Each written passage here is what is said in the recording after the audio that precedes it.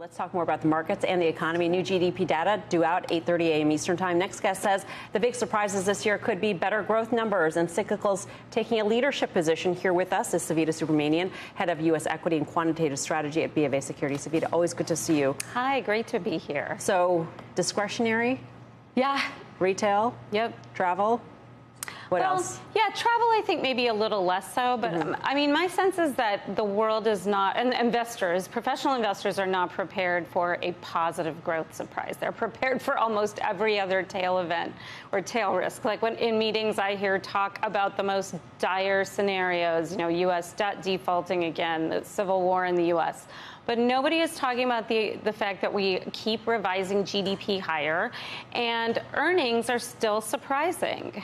I think that's the crux of it, is that we're still in this wall of negativity, this wall of worry, and folks are hiding out in certain themes like AI, which has obviously, been a great story, but I think there's more to go in terms of GDP-sensitive companies actually coming back to life.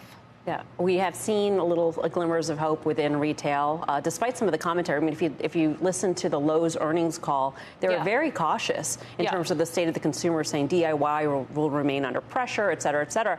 And yet the stock was higher, and I thought that was sort of interesting price action there.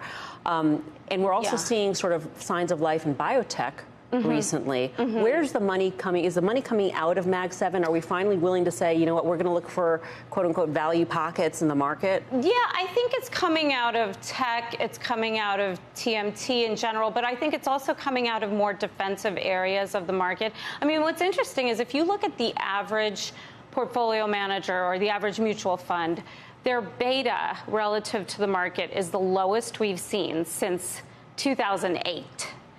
And so beta, what is beta? It's a bet that the market's going to move higher. Nobody's got a bet on that the market is going to move higher. And I think that's what's so interesting, is that we're in an environment where even though, folks are talking about how sentiment is so bullish and, everybody is already invested, when you look at actual asset allocation, pension funds have the lowest allocation to public equity we've seen in 20 years. So I don't think we're in this, bull market where everybody is euphoric on stocks. I think there's a couple of stocks that everybody loves, but the rest of the market is forgotten. It's weird that we were also recession focused. I guess that's what happens when you raise rates. You think that it's coming. Very quickly, yes.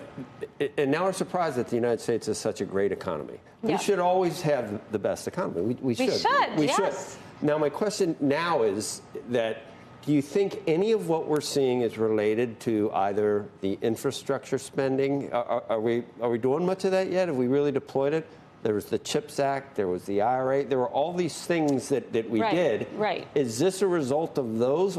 The other thing I think is that we flipped the house, and the country did in 2020. Nothing new has been done. Right. We haven't spent anything else. Exactly. We're totally gridlocked. We're just waiting for November. Exactly. Sometimes I think you just leave the U.S. economy alone, and this is going to happen, right? We haven't done anything. I think you're absolutely right. Which is right?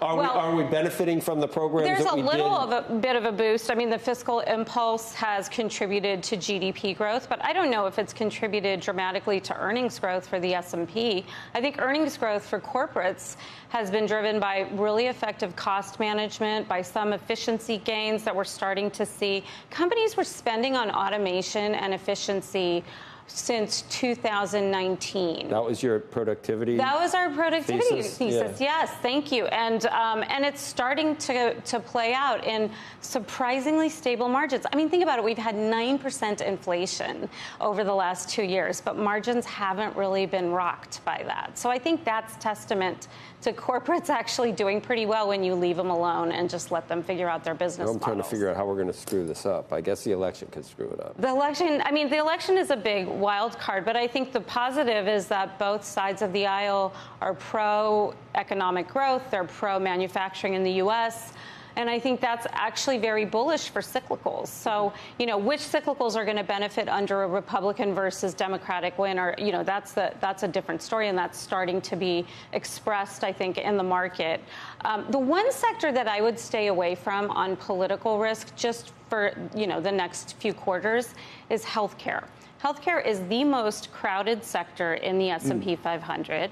It actually has higher refinancing risk than we all would imagine because the companies have done a lot of debt deals.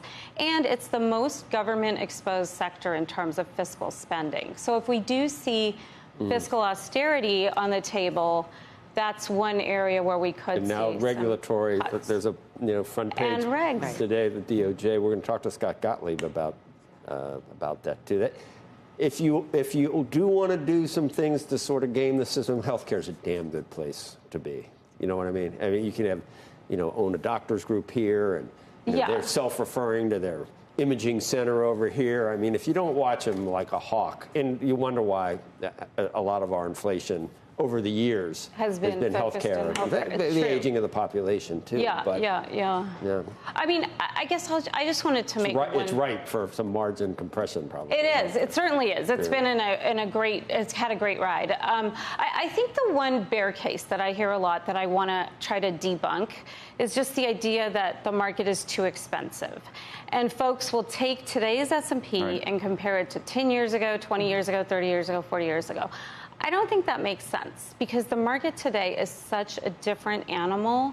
It's, half of it is innovation and asset-light companies. 20 years ago, more than half of it was manufacturing. I mean, we're in a different ballgame here, so you can't just look at the S&P today and take that PE and compare it over time. So I would just caution investors that are bearish on valuation that might not be the right framework to think about in this environment.